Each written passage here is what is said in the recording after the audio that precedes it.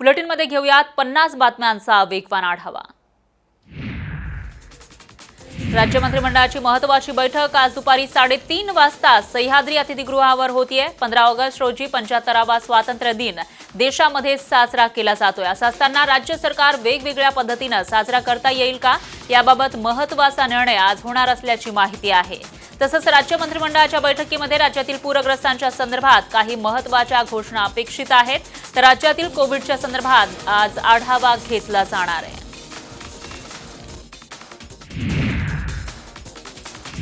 कोरोनाची दुसरी लाट ओसरल्यानंतर अखेर शाळा सुरू होणार आहेत। 17 ऑगस्ट म्हणजेच येत्या मंगळवारपासून शाळेची घंटा वाजणार आहे।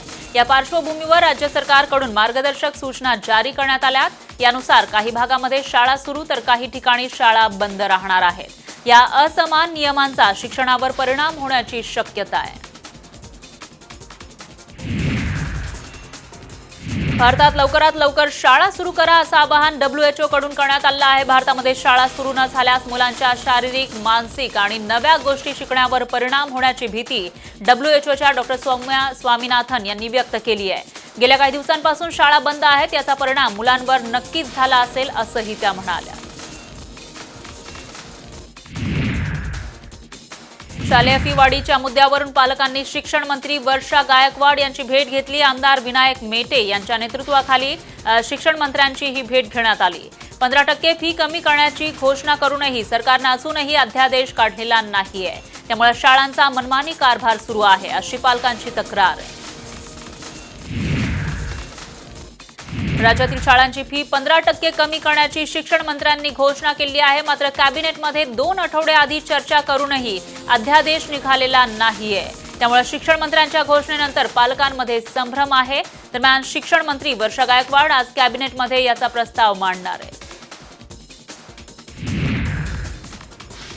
नवी मुंबईच्या तुर्भे इथल्या महापालिका शाळांमधील दुकानदारी समोर आली आहे। 10वी पास विद्यार्थ्याला दाखला देण्यासाठी महापालिका शाळेतील मुख्याध्यापक आणि शिक्षकांनी 1,500 रुपयांची मागणी केल्याचा धक्कादायक प्रकार समोर आलाय। हा सर्व प्रकार तुर्भेगाव इथल्या भोलानाथ रामदास पाटील विद्यालयातील आहे। लशीचे दोन्ही डोस घेतलेल्यांना आजपासून लोकल पास मिळत आहेत। गेल्या काही दिवसांपासून सर्वसामान्य प्रवाशांसाठी लोकल प्रवासाची मुभा देण्याची मागणी केली जात होती आणि अखेर 15 ऑगस्ट पासून सर्वसामान्यांना लोकल प्रवासाची मुभा मिळाली आहे। मात्र ही सेवा सरसकट सर्व मुंबईकरांसाठी नाही आहे, तर ज्यांनी कोरोना प्रतिबंधक लशीचे दोन्ही डोस घेऊन किमान 15 दिवस पूर्ण झाले आहेत त्यांनाच हा प्रवास मिळणार आहे। लशीचे 2 डोस झालेल्यांनाच फक्त लोकल प्रवासाची मुभा आहे, त्यामुळे लशी अभावी ज्यांचं लसीकरण झालेलं नाहीये अशांनी काय करायचं असा प्रश्न उपस्थित होतोय। केंद्रांवर लसच उपलब्ध नसल्यानं यामध्ये लोकांची काय चूक असाही सवाल विचारला जातोय। राज्य सरकारच्या लोकल धोरणावर मनसेकडून टीका केली जाते। पुणे लोककल्याण अजूनही रेड सिग्नलच असल्याचं पाहायला मिळत आहे। मुंबई लोकलला परवानगी देण्यात आली आहे, मात्र अद्याप पुणे लोकलला परवानगी मिळालेली नाहीये। राज्य सरकारकडून पुणे लोकलसाठी कोणतीही सूचना करण्यात आलेली नाहीये, त्यामुळे पुणेकर चाकरमान्यांना सरकारनं वाऱ्यावरच सोडलंय का असा प्रश्न निर्माण होतोय। रेस्टॉरंट आणि हॉटेल पूर्ण क्षमतेने सुरू करण्याबाबत टास्क फोर्स सकारात्मक आहे, याबद्दल हॉटेल व्यावसायिकांनी समाधान व्यक्त केलंय। यासंबंधी आता राज्य सरकारनं लवकरच निर्णय घ्यावा अशी मागणी केली जाते। मुंबई शहर आणि उपनगरात जवळपास 75,000 लहान मोठे रेस्टॉरंट आहेत। तूर, मसूर, उडीद आणि हरभरा डाळीच्या साठ्यांवर राज्य सरकारनं निर्बंध लागू केलेत। केंद्राच्या निर्णयानंतर राज्य सरकारच्या अन्न आणि नागरी पुरवठा मंत्रालयानं हे निर्बंध लागू केलेत। डाळींच्या घाऊक व्यापाऱ्यांना 500 टनांपेक्षा जास्त साठा करता येणार नाहीये, तर किरकोळ व्यापाऱ्यांना 5 टनांपेक्षा जास्त साठा ठेवता येणार नाहीये। महाराष्ट्र सदन आर्थिक घोटाळा प्रकरणी दोषमुक्तीसाठी छगन भुजबळ यांनी कोर्टात अर्ज सादर केलाय। त्यांच्या सहपुतणे आणि खासदार समीर भुजबळ यांनी सुद्धा दोषमुक्तीसाठी कोर्टापुढे अर्ज सादर केलाय। मुंबई सत्र न्यायालयामध्ये पुढील आठवड्यामध्ये या अर्जावर सुनावणी होणार आहे। महाराष्ट्र सदनाच्या नूतनीकरणामध्ये झालेल्या आर्थिक गैरव्यवहाराबाबत भुजबळ यांच्यासह अन्य 14 जणांविरोधात गुन्हा दाखल करण्यात आला होता। सीमा भागातील मराठी बांधवांना न्याय द्यावा अशी मागणी करणारं पत्र उपमुख्यमंत्री अजित पवार यांनी पंतप्रधान मोदींना लिहिलंय। सीमा भागातील मराठी भाषिक गावांवर कर्नाटक सरकारकडून सातत्यानं अन्याय केला जातो, त्यामुळे बेळगाव कारवार संयुक्त महाराष्ट्राबाबत सकारात्मक भूमिका घेण्याचं आवाहन मोदींना त्यांनी केलंय।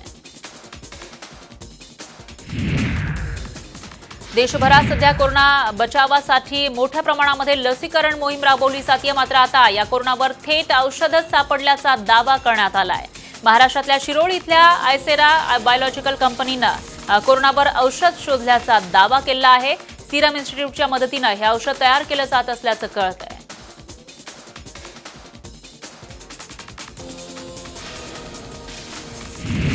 हिंगोलीमध्ये गेल्या 10 दिवसांमध्ये 11 कोरोना रुग्ण आढळलेत, यापैकी एकानं ही लस घेतलेली नव्हती। यावरून लसीकरण न झालेल्या रुग्णांना कोरोनाची लागण लवकर होतीये, त्यामुळे लवकरात लवकर नागरिकांनी तातडीनं कोरोना लसीकरणाचे 2ही डोस पूर्ण करावे असं आवाहन आरोग्य प्रशासनानं केलंय।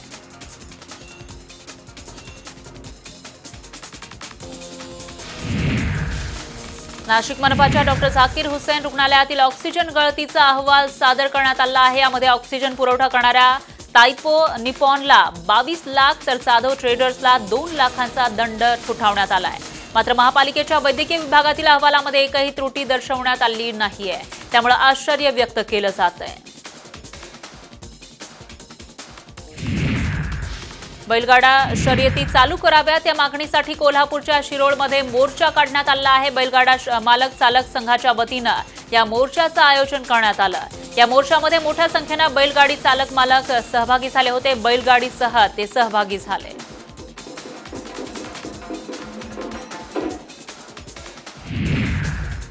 बैलगाडा शर्यतीवरील बंदी उठवण्यात यावी यासाठी नगर मनमाड महामार्गावर आंदोलन करण्यात आलं आहे। नगर मनमाड परिसरातील शेतकरी बैलांसह या आंदोलनामध्ये सहभागी झाले। राहुरी इथल्या कृषी उत्पन्न बाजार समितीसमोर नगर मनमाड महामार्ग अडवत हे आंदोलन करण्यात आलं। पुण्यातल्या आंबील ओढ्यातले नागरिक आक्रमक झाले आहेत। त्यांनी दांडेकर पुलावर आंदोलन सुरू केलं।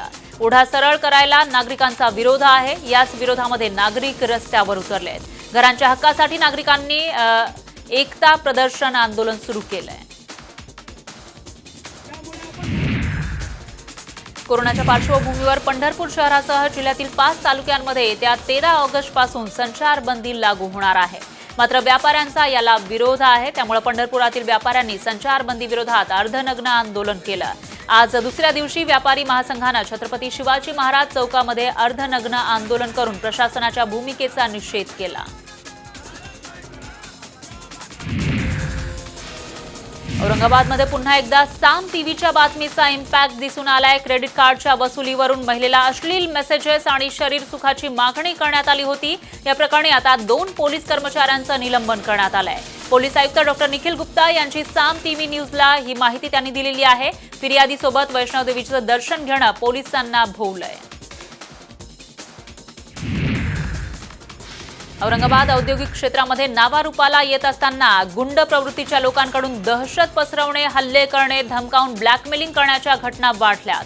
काही दिवसांपूर्वी रेल्वे स्टेशन जवळील औरंगाबाद MIDC मधील भोगले ऑटोमेटिव्ह कंपनीमध्ये घुसून 10-15 जणांच्या टोळक्यानं कंपनीचे व्यवस्थापकीय संचालक नित्यानंद भोगले यांना अर्वाच्य भाषेमध्ये शिवीगाळ करत बेदम मारहाण केली। जमिनीच्या मालकीच्या वादातून जुन्या आणि नवीन मालकांमध्ये हाणामारी आणि दगडफेक झाल्याची घटना नाशकात घडली आहे। गंभीर बाब म्हणजे पोलिसांच्या समोरच ही हाणामारी झाली आहे आणि दगडफेक सुद्धा झाली आहे। हा सर्व प्रकार सुरू असताना पोलिसांनी मात्र घटनास्थळावरून पळ काढला। खोडेनगरमध्ये ही धक्कादायक घटना घडली आहे। नाशिकमध्ये माथे फिरू रिक्षा चालकानं पेट्रोल ओतून घर पेटवून दिलं आहे। या आगीमध्ये 2 महिला जखमी झाल्यात। नाशिकच्या मखमलाबाद रोडवरील शिंदेनगरमध्ये ही घटना घडली आहे। मखमलाबादमध्ये भाविक इमारतीमधील एका फ्लॅटमध्ये शिरून रिक्षा चालकानं थेट पेट्रोल ओतून घराला आग लावली। नाशिक जिल्हा परिषदेच्या मुख्य शिक्षणाधिकारी डॉक्टर वैशाली झनकर ACBच्या जाळ्यात अडकल्यात। तब्बल 8 लाखांची लाच घेताना त्यांच्या चालकाला ACBनं रंगेहात पकडलंय। शिक्षण संस्थांना अनुदान मिळवून देण्यासाठी ही लाच मागितली होती। मुंबईतील शक्ती मिल प्रकरणातील आरोपी आकाश जाधव विरोधात गुन्हा दाखल झाला आहे। आकाश उर्फ गोट्या विरोधात हत्येचा कट रचल्याचा आरोप ठेवण्यात आलाय। वडाळा परिसरामध्ये विघ्नहर्ता पुनर्विकास प्रकल्पावरून आरोपी आणि विकासकामध्ये वाद झाला। त्यानंतर ताडदेव इथं तक्रारदाराच्या घराखाली चाकूचा धाक दाखवत आरोपींनी त्याला मारहाण केली। मित्रांमध्ये उभे असताना मस्करी सुरू असताना लंबू म्हणणं एका मित्राच्या जीवावर बेतल्याची घटना समोर आली आहे। धक्कादायक बाब म्हणजे एकाला लंबू म्हणताच आरोपी मित्रानं मित्राची चाकूनं भोसकून भर रस्त्यात हत्या केली।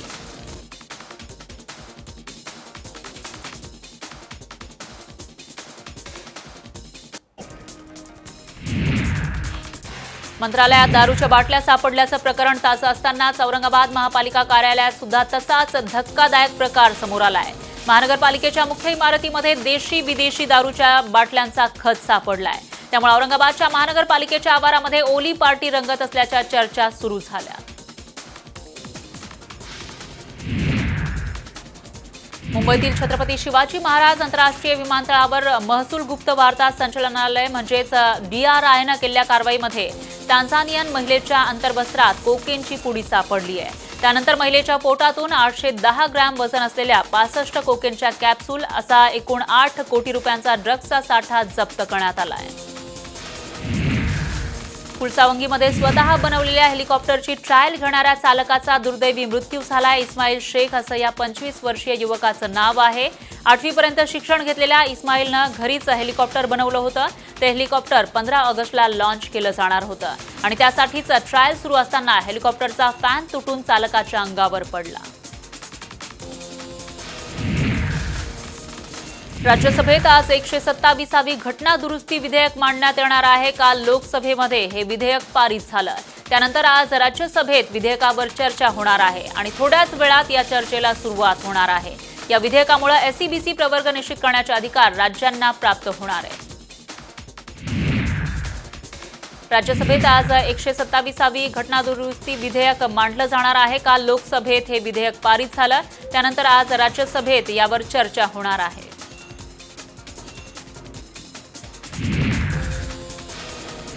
एकशे 27व्या घटना दुरुस्तीला काल लोकसभेत मंजुरी मिळाली आहे। मात्र असं असलं तरी मराठा समाजाला आरक्षण कसं मिळणार याबाबत संभ्रम असल्याचं खासदार छत्रपती संभाजीराजेंनी म्हटलंय। 50% आरक्षण असामान्य परिस्थितीमध्ये देता येतं, मग आरक्षण कसं देणार असा सवालही संभाजीराजेंनी केलाय। लोकसभेचं कामकाज अनिश्चित काळासाठी स्थगित करण्यात आलं आहे। नियोजित वेळेच्या 2 दिवस आधी सभागृहाचं कामकाज स्थगित करण्यात आलंय। दरम्यान काल संसदेमध्ये झालेल्या गोंधळाचा व्यंकय्या नायडू यांनी आज निषेध केला आणि आज राज्यसभेमध्ये बोलताना त्यांना अश्रू अनावर झाले। No words to convey my anguish and to condemn such acts as I spent a sleepless night.